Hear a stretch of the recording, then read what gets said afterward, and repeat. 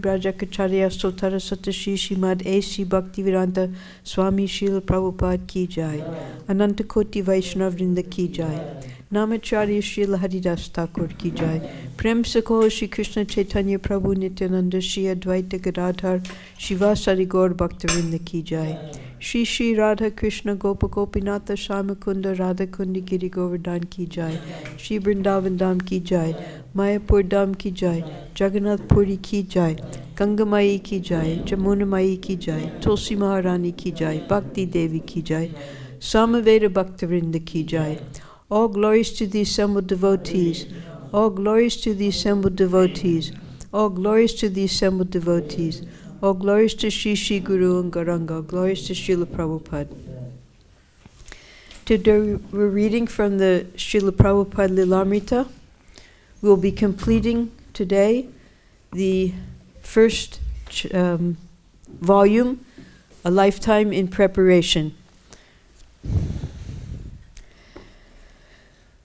Prabhupada is now struggling to get his papers so that he can proceed on to America. His backing by Scindia and his sponsorship in the U.S. were a strong presentation, and with the help of the people at Scindia, he obtained his visa on July 28, 1965. But the P-form proceedings went slowly and even threatened to be a last insurmountable obstacle. So we heard last week that the P-form, there were different prohibitions during the 1960s in India, and one of them was this P-form. And that meant that the Reserve Bank of India required a statement from the State Bank of India that there were no loans and debts in the name of the person. So Srila Prabhupada, being a sannyasi, he had no money, no account, so how are they going to give a report? So this is what happened. Srila Prabhupada: formerly there was no restriction for going outside, but for a sannyasi like me, I had so much difficulty obtaining the government permission to go out. I had applied for the P-form sanction, but no sanction was coming. Then I went to the State Bank of India. The officer was Mr. Martardchari. He told me, "Swamiji, you are sponsored by a private man, so we cannot accept. If you were invited by some institution, then we could consider. But you are invited by a private man for 1 month, and after 1 month, if you are in difficulty, there will be so many obstacles." This is what Mr. Martardchari told Prabhupada. Now Prabhupada says, "But I had already prepared everything to go. So I said, 'What have you done?' He said, 'I have decided not to sanction your P-form.' I said, 'No, don't do this. You better send me to your superior. It should not be like that.'" So we'll see during the next month of Prabhupada's journey to get onto the Jaladuta, Prabhupada would also often become furious for different reasons. So now Prabhupada, normally when you go to see an officer in a government situation and you have to get a favor from that officer, you're very polite, very humble. But Srila Prabhupada, because he had a mission, he became furious. He said, "Take me to your superior." So he took my request and he sent the file to the chief official of foreign exchange, something like that. So he was the supreme man in the State Bank of India. I went to see him. I asked his secretary, "Do you have such and such a file? You kindly put it to Mr. Rao. I want to see him." So the secretary agreed, and he put the file, and he put my name down to see him. I was waiting. So Mr. Rao came personally. He said, "Swamiji, I passed your case. Don't worry." Now, We have been trying to find more and more information about this time of Srila Prabhupada. And it turns out that Mrs. Murarji, she had been interviewed by the devotees with Giriraj Swami.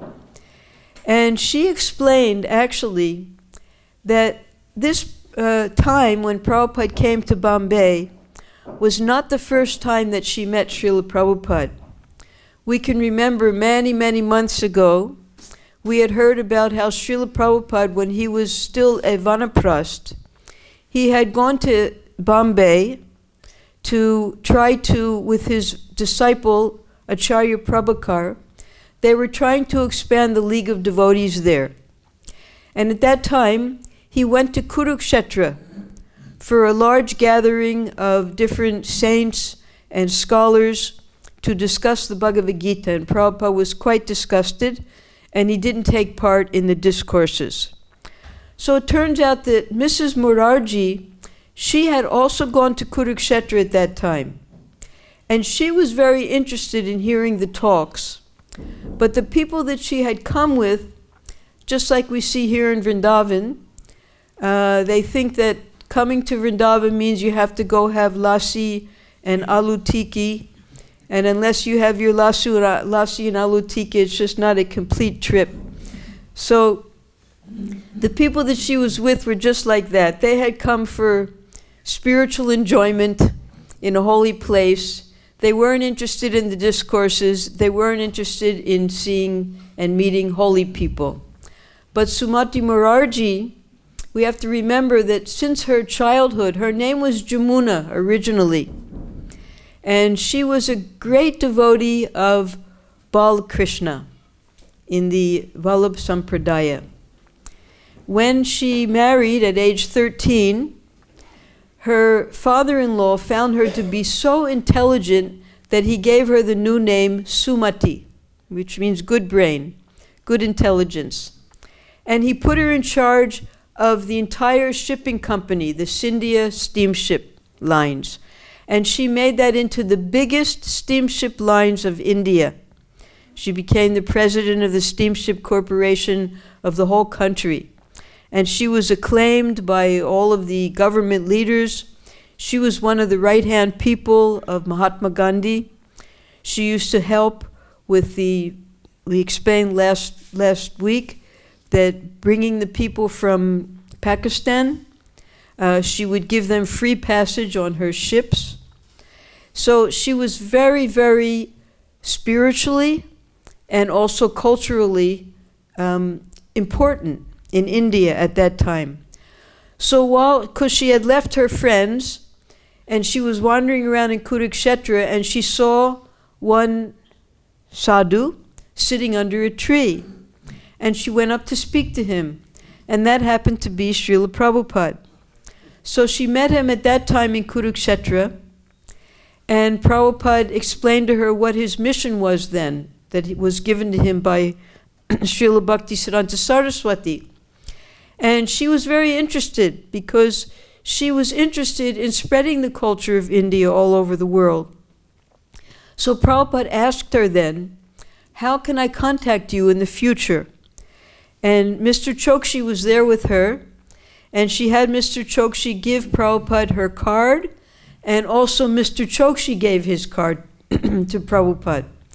That was why, when Prabhupada decided he had gotten his first volume sponsored and printed, second volume sponsored and printed, then for the third volume, he had these cards.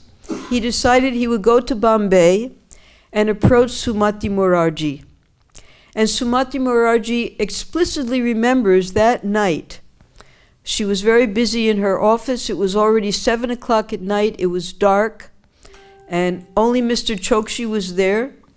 And when she came out of her office, she saw Srila Prabhupada sitting there. And she asked Mr. Chokshi, who is this person sitting here? Prabhupada introduced himself. And he explained that I have the Srimad Bhagavatam. I want you to help me with the printing. And on the spot, she agreed. She told him to come the next day.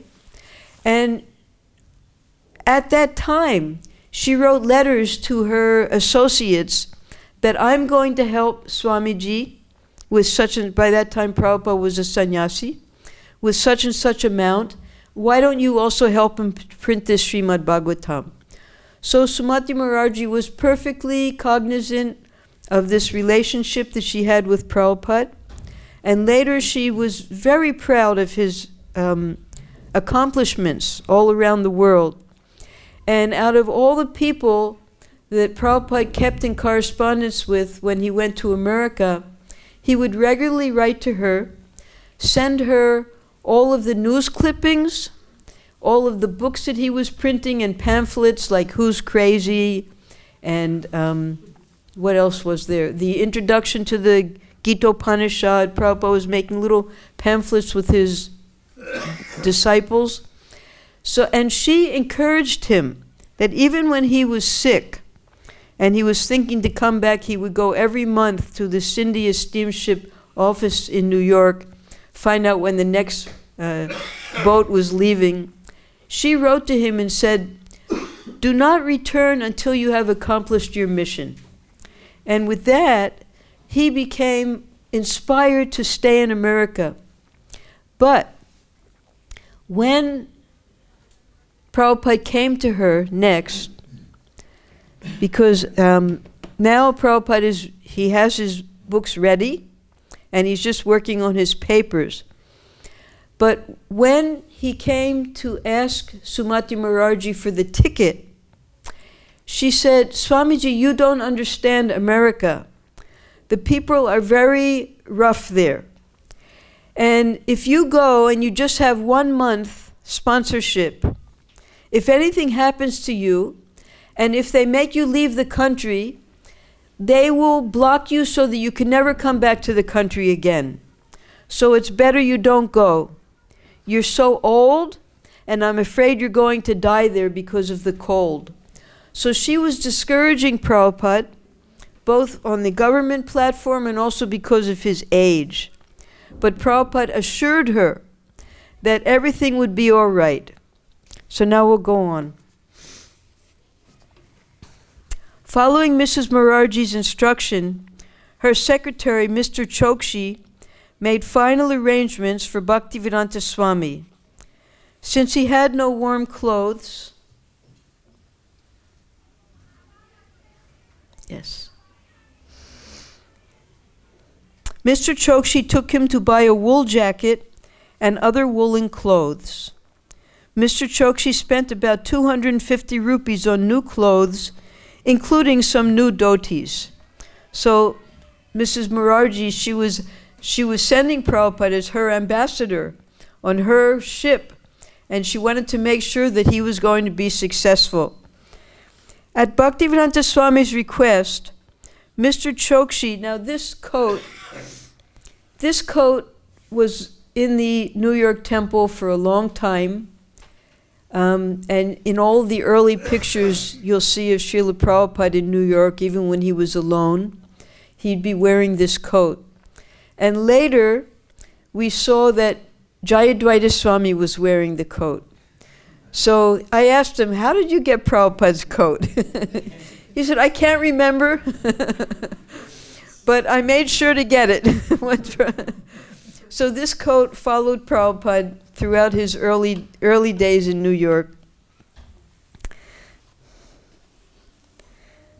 At Bhaktivedanta Swami's request, yes, Mr. Chokshi printed 500 copies of a small pamphlet containing the 8 verses written by Lord Chaitanya and an advertisement for Srimad Bhagavatam in the context of an advertisement for the Scindia Steamship Company. So we have the front cover and the back cover of this in Prabhupada's house, but somehow or other the inside pages are no longer available here in Vrindavan. Hopefully at the archives they have it. So we do have this picture here. Mr. Chokshi, he says, "I asked him, why couldn't you go earlier? Why do you want to go now to the States at this age?" He replied that I will be able to do something good, I am sure. His idea was that someone should be there who would be able to go near people who were lost in life and teach them and tell them what the correct thing is. I asked him so many times, why do you want to go to the States? Why don't you start something in Bombay or Delhi or Vrindavan? I was teasing him also. You're interested in seeing the States, therefore you want to go. All Swamijis want to go to the States and you want to enjoy there. He said, what have I got to see? I've finished my life. So when Prabhupada was corresponding with Sumati Murarji, telling him about her progress, he explained to her that he was the first person who had ever introduced bhakti in America. He explained that previously the yogis who practiced gymnastics, they had come to America and the impersonalists had come, but no one had ever brought the teachings of bhakti. And he said that even though the young people who were coming to his classes did not understand the language he was speaking, did not understand the philosophy, they were listening very intently to what he was saying, and they were accepting the principles of devotion. So Prabhupada, his mission was to make the people happy. That was his whole purpose. He saw in this Kali Yuga, particularly in this modern age, the people were completely misled. They had no concept of devotion to God, and he wanted to bring that message first to America.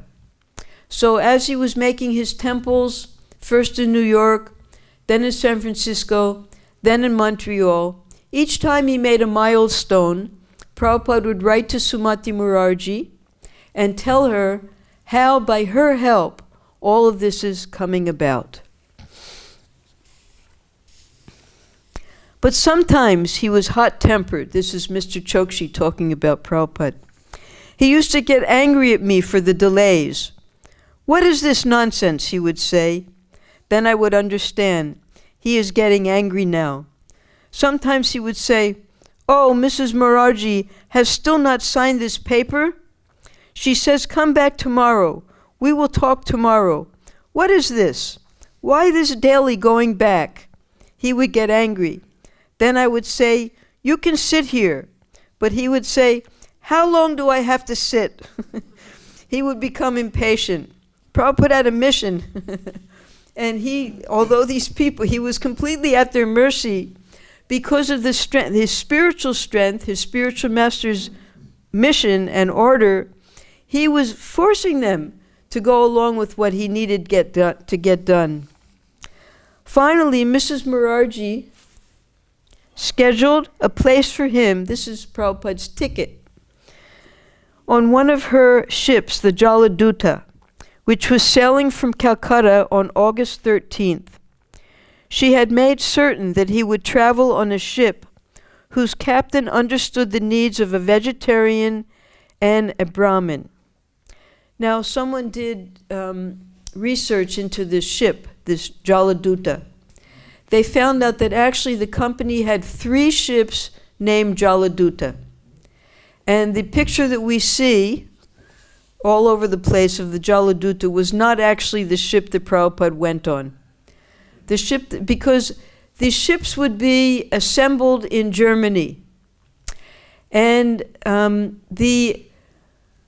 because in India, the swastik sign is a sign of good health and goodwill.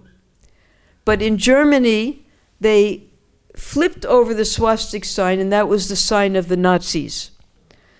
So on this ship that Prabhupada actually took of the Jaladuta, there was at the front of it a swastik sign.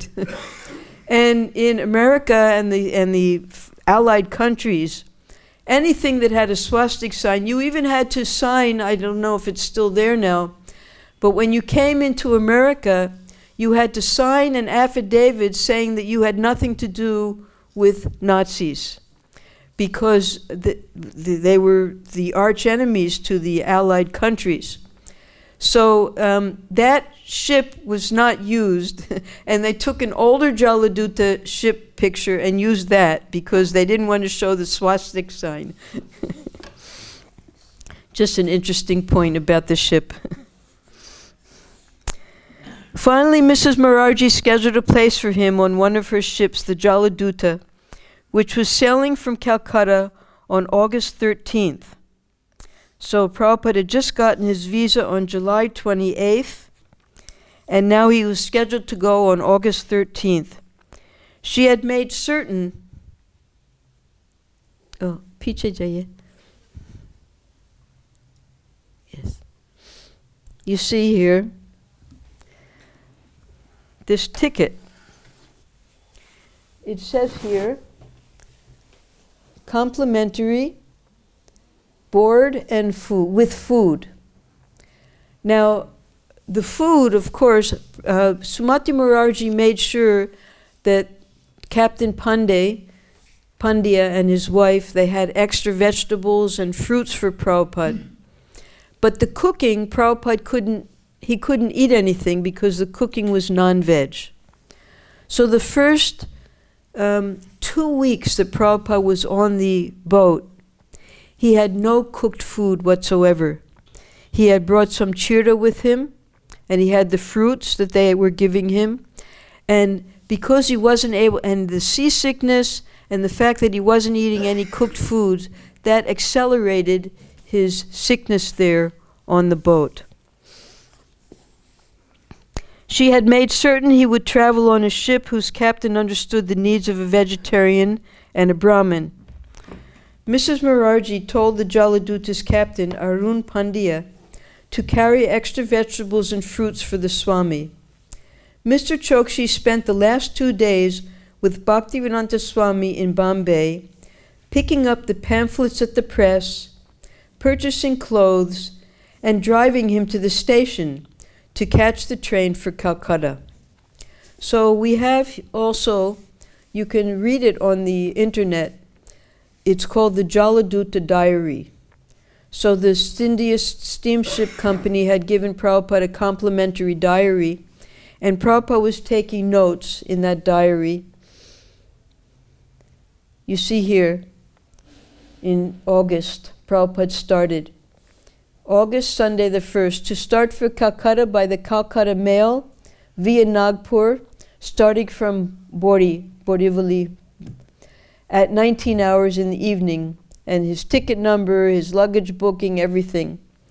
Then the 3rd, reached at 65A Panchoriya Ghat Street, Ram Kumar Bangur Dharmshala. So this was a free Dharmshala because he arrived in Calcutta about 2 weeks before the Jaladuta's departure. So he arrived on the 3rd, and the ship was scheduled to leave on the 13th. Although he had lived much of his life in the city, he now had nowhere to stay. It was as he had written in his Vrindavan bhajan, I have my wife, sons, daughters, grandsons, everything, but I have no money, so they are a fruitless glory. Of course, Srila Prabhupada, having taken sannyas, he wouldn't even think of returning to stay with his family, although he did keep in touch with his youngest son, Vrindavan Chandra, and his sister, Bhavatardini. Although in this city he had been so carefully nurtured as a child, those early days were also gone forever. Where have my loving father and mother gone to now? And where are all my elders who were my own folk? Who will give me news of them? Tell me who. All that is left of this family life is a list of names. So about 2 years ago, we went through the entire poem of Vrindavan Bhajan, and these were some of the first lines in Prabhupada's poetry. Out of the hundreds of people in Calcutta whom Bhaktivedanta Swami knew, he chose to call on Mr. Sisir Bhattacharya, the flamboyant kirtan singer he had met a year before at the governor's house in Lucknow. So we had heard about that when the governor invited Prabhupada. Whenever there was a special event for the sadhus, the governor would invite Prabhupada, and Prabhupada would be sitting right at the governor's side. When he went to Naimisharanya, when he had some grand opening, he would always invite Srila Prabhupada. And this is when, because Mr. Bhattacharya had been invited from Calcutta to do a professional kirtan performance. And that was when Shishir Bhattacharya saw Prabhupada for the first time. They made a friendship, and Prabhupada had a plan. Mr. Bhattacharya was not a relative, not a disciple, nor even a close friend, but he was willing to help. Bhaktivedanta Swami called at his place and informed him that he would be leaving on a cargo ship in a few days. He needed a place to stay, and he would like to give some lectures. Mr. Bhattacharya immediately began to arrange a few private meetings at friends' homes, where he would sing and Bhaktivedanta Swami would then speak. So this is the Dharmshala where Prabhupada stayed. It was a free Dharmshala, and they personally came to pick up Prabhupada with his luggage at the train station, and they took very good care of him. And Prabhupada, while he was preparing to go, he had about 10 days, Mr. Bhattacharya was arranging house programs. And aside from that, Prabhupada also wanted to visit Mayapur for a last time and Shantipur to take the blessings of his Guru Maharaj, and particularly Sri Advaita Prabhu.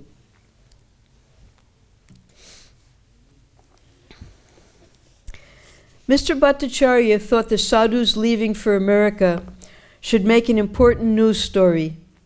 He accompanied Bhaktivedanta Swami to all the newspapers in Calcutta, the Hindustan Standard, Amrita Bazar Patrika, the Jugantas, the Statesman, and others. Bhaktivedanta Swami had only one photograph, a passport photo. That was the one that we saw on that little pamphlet that he had for the Scindia ship. And they made a few copies for the newspapers. Mr. Bhattacharya would try to explain what the Swami was going to do, and the news writers would listen, but none of them wrote anything. Finally, they visited the Dainik Basumati, a local Bengali daily, which agreed to print a small article with Bhaktivedanta Swami's picture. Mr. Bhattacharya continued to assist Bhaktivedanta Swami with his final business and speaking engagements. Mr. Bhattacharya describes, "We just took a hired taxi to this place and that place, and he would go for preaching. I never talked to him during the preaching, but once, when I was coming back from the preaching, I said, 'You said this thing about this, but I tell you it is not this, it is this.' I crossed him in something or argued, and he was furious. Whenever we argued and I said, 'No, I think this is this,' then he was shouting. He was very furious. He said, 'You are always saying, I think, I think, I think. What is the importance of what you think? Everything is what you think, but it doesn't matter. It matters what Shastra says. You must follow.' I said, 'I must do what I think, what I feel. That is important.'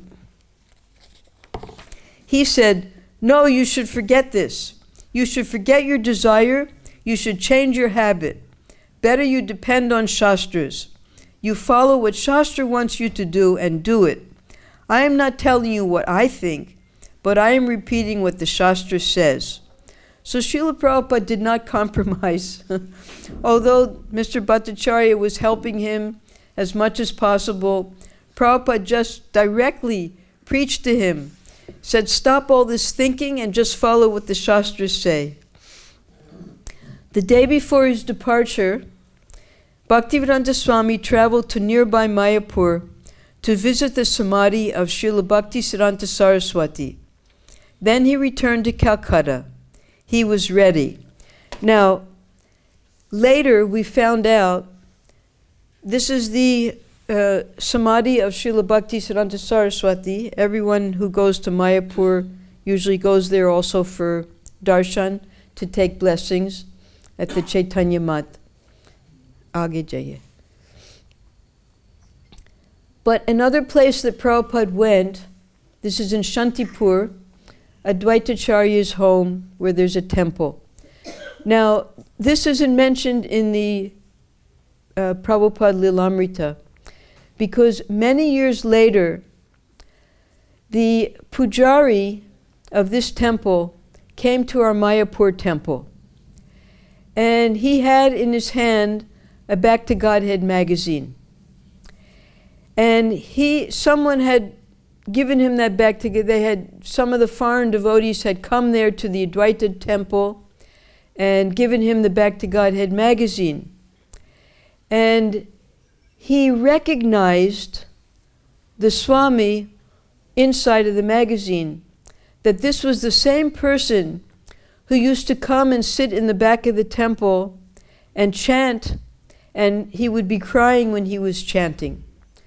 So the pujari was praising Srila Prabhupada so much that I had no idea that this person who would come to visit our temple would go to the West and be able to bring back thousands of devotees from the Western countries. So this is August 12th, 1965, the day before Prabhupada leaves. And this is what the pujari explained to the devotees in Mayapur. My name is Abhay Charanaravinda Bhaktivedanta Swami Maharaj, and I am a humble and fallen disciple of my most glorious Gurudev, Srila Bhaktisiddhanta Saraswati Thakur Prabhupada. I've been coming here for many years because this is the place where Chaitanya Mahaprabhu and Nityananda Prabhu and Advaita Prabhu used to gather to plan the whole worldwide Sankirtan movement. This is such a holy place. I have been praying in the dust of this place, the dust of their feet, for their mercy. Aage. Many years ago, my Gurudev gave me an impossible mission. He ordered me to go across the ocean and plant Krishna consciousness on foreign soil. I do not know how to do this, and I come here to pray for their guidance and inspiration. I am feeling their great mercy. Aage.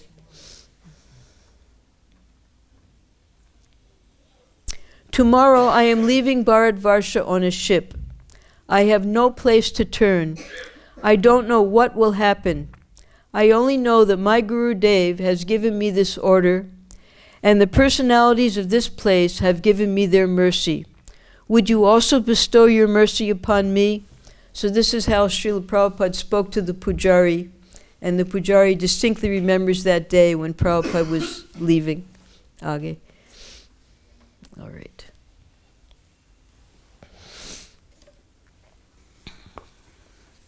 He had only a suitcase, an umbrella, and a supply of dry cereal, that was chira.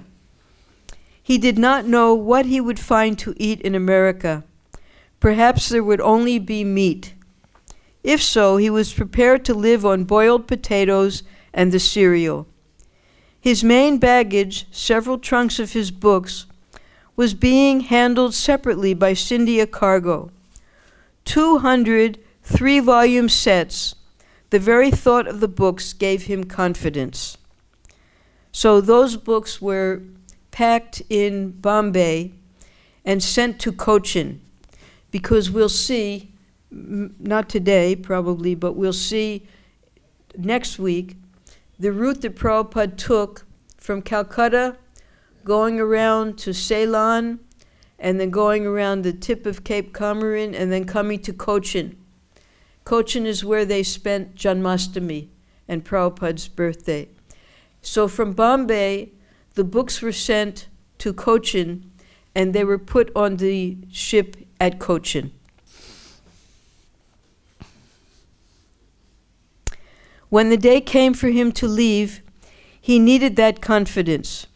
He was making a momentous break with his previous life, and he was dangerously old and not in strong health. And he was going to an unknown and probably unwelcoming country. To be poor and unknown in India was one thing. Even in these Kali Yuga days, when India's leaders were rejecting Vedic culture and imitating the West, it was still India. It was still the remains of Vedic civilization. He had been able to see millionaires, governors, the prime minister, simply by showing up at their doors and waiting. A sannyasi was respected. The Srimad Bhagavatam was respected. But in America it would be different. He would be no one, a foreigner. And there was no tradition of sadhus, no temples, no free ashrams. But when he thought of the books he was bringing, transcendental knowledge in English, he became confident. When he met someone in America, he would give him a flyer, Srimad Bhagavatam, India's message of peace and goodwill. So here Prabhupada writes in his diary, 13 August, it's Friday the 13th. Today at 9 a.m. embarked on MV Jaladuta. Came with me Bhagavati, the Dwaran of Scindia, Sansir, Mr. Oh, that was probably Shishir, Mr. Sain Gupta, Mr. Ali, and Vrindavan. Vrindavan Chandra, that's his son. The cabinet is quite comfortable. It is owner's residence, and therefore the sitting room, the bedroom, and the bath and privy all equipped with first-class materials. Everything is nice in the first-class compartment. And thanks to Lord Sri Krishna for his enlightening Sumati Morarji for all these arrangements, I am quite comfortable. So sometimes Sumati Morarji would travel on her ships, and this was her first-class compartment that she gave him. This was a cargo ship. It wasn't a passenger ship. So just the captain and his wife were there in a nice compartment, and the one guest compartment was there, and that was the compartment that Srila Prabhupada stayed in. It was August 13th, just a few days before Janmashtami, the appearance day anniversary of Lord Krishna. The next day would be his own 70th birthday. During these last years, he had been in Vrindavan for Janmashtami. Many Vrindavan residents would never leave there.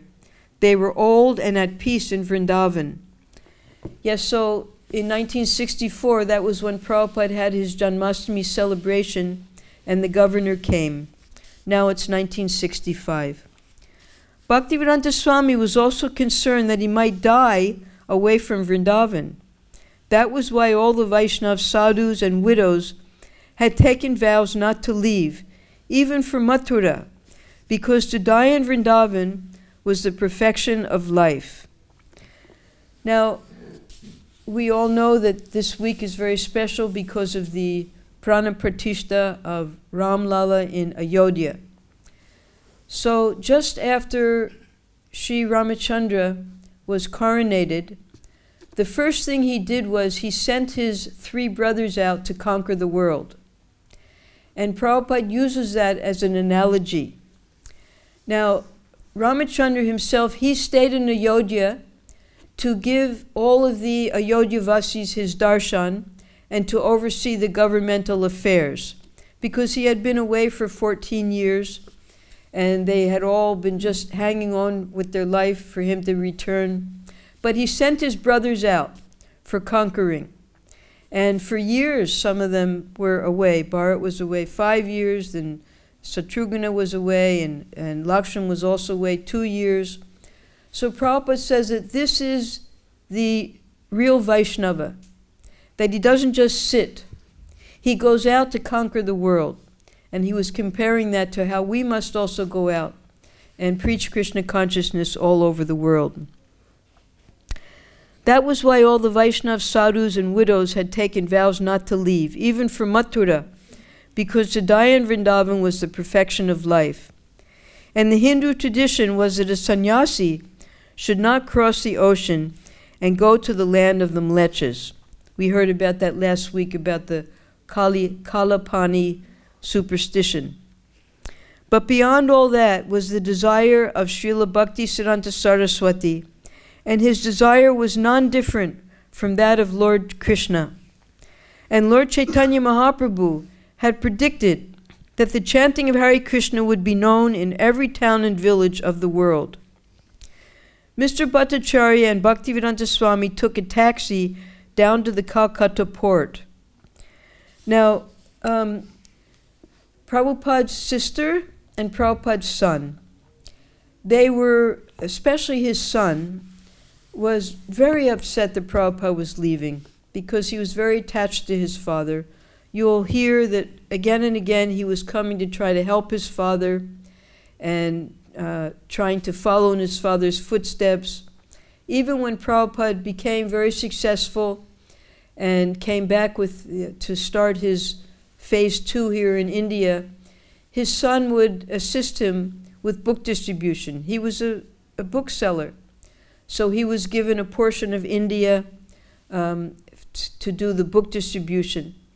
So he went onto the ship along with Prabhupada, and he saw how nice the accommodations were, but he was still very heartbroken that his father was leaving. So Srila Prabhupada assured him he would keep in contact with him, and he remembers that when Prabhupada did reach America in Boston, Prabhupada sent him a postcard saying that he had suffered 2 heart attacks and he needed a particular Ayurvedic medicine. So as soon as Vrindavan Chandra got this postcard, he immediately went, got the medicines, and sent them by airmail to Srila Prabhupada, and Prabhupada wrote back to him that it helped him very much. So they were in contact. Bhaktivedanta Swami was carrying a Bengali copy of Chaitanya Charitamrita, which he intended to read during the crossing. Somehow he would be able to cook on board. So it wasn't until Prabhupada reached Port Said in the Suez Canal that Prabhupada, Mr. Pandya took him to Port Said and bought him a stove at that time.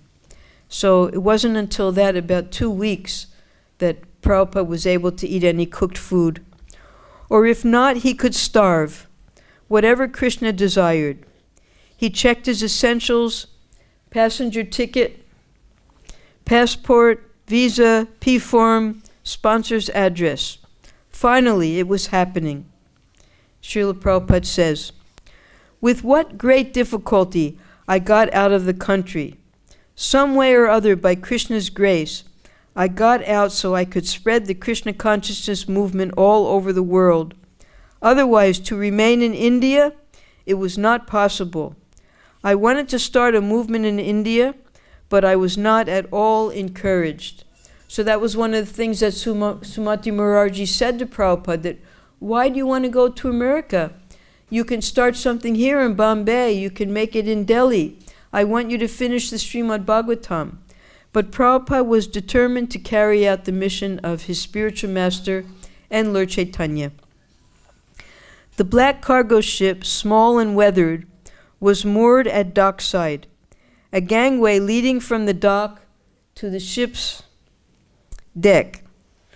Indian merchant sailors curiously eyed the elderly saffron-dressed sadhu as he spoke last words to his companions, and then left them and walked determinedly towards the boat. For thousands of years, Krishna Bhakti had been known only in India, not outside. उससे पहले क्या था? अच्छा, हाँ, ये वाली, वो नीचे जाइए.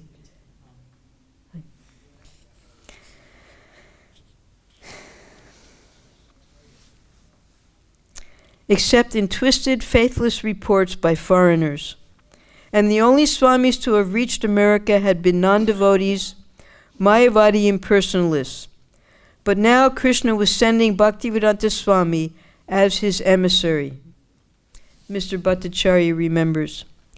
He was alone, a lone fighter. When he left, there was no one on the shore to bid him goodbye. No friends, no supporter, no disciple, nobody. Even if you call me, I was not a disciple of his. I was a disciple of somebody else. So I was not his follower. But due to shared love, I had very much respect for him. So I was the only person standing on the shore to say goodbye to say him goodbye. No one was with me. I could not know that it was such an important thing. So this was Mr. Bhattacharya's memory, but according to the memories of Prabhupada's son and others, there were people who saw Prabhupada off there at the Jaladuta, and Prabhupada was welcomed by Mr. and Mrs. Pandya, and he was quite comfortable in his cabin at that time. So we can see here briefly, starting next week, we'll hear about Prabhupada's journey, which he very explicitly, every day, writes in his diary. We'll go through that. From India, he goes through the Suez Canal, and only one stop in Ceylon, Colombo. Prabhupada went off of the boat at that time. One stop in Cochin, he went off at that time. And he has very, very explicit memories. We'll see all of those places that Prabhupada visited. And then he crosses the Arabian Sea, and that was where Prabhupada had his 2 heart attacks. Then he goes up through the Suez Canal to Port Said in Egypt, which he also went off and bought the stove there. And then from that place onwards, there was no stopping until Prabhupada came to Boston. So we'll hear about that next week. And we can get a little preview because I have some extra pictures here. This is when Prabhupada was sick and he had his vision of Krishna rowing the boat. This is all of the Prabhupada went through his studying the Chaitanya Charitamrita, which was keeping him alive. This is Prabhupada when he saw Krishna in all of his incarnations rowing the boat. This is the Chaitanya Charitamrita that Prabhupada was reading in Bengali. This is the poem that Prabhupada wrote when he was partially going across the Atlantic, and he wrote his first poem. And then he wrote his second poem after he landed in Boston and saw the derelict condition of his first American city, Boston. And then he wrote his second poem. Now here we have where Prabhupada started in Calcutta, how he came down. He says he crossed the botanical gardens there in Calcutta, then went down through the Bay of Bengal. There, this is when he went around to Sri Lanka. So we'll hear about all these in detail next week. This is very interesting. In the maritime, they have different levels of waves. So Prabhupada experienced all the way up to number 10, which is very dangerous when the waves are over the head. And this is why Prabhupada was getting seasickness. Now, when Prabhupada was in Cochin, he telephoned Sumati Murarji to tell her that he was very sick already from the seasickness. And she told him on the phone, this is her memories, that don't worry, Swamiji, no one has ever died of seasickness. And then she made sure that Mr. Pandya was, then as soon as they could, they got the stove for Prabhupada. So she was always encouraging him. And with her encouragement, Prabhupada made it to America. And she even invited him that you can come back on the ship. Now, when Prabhupada was in America and he moved to the Bowery, he was thinking to take Paul, who was his roommate, back to India with him. So he wrote to Sumati Murarji, can he get a free passage? And she said no. And then Mr. Chokshi had told him that he also would like to go to America.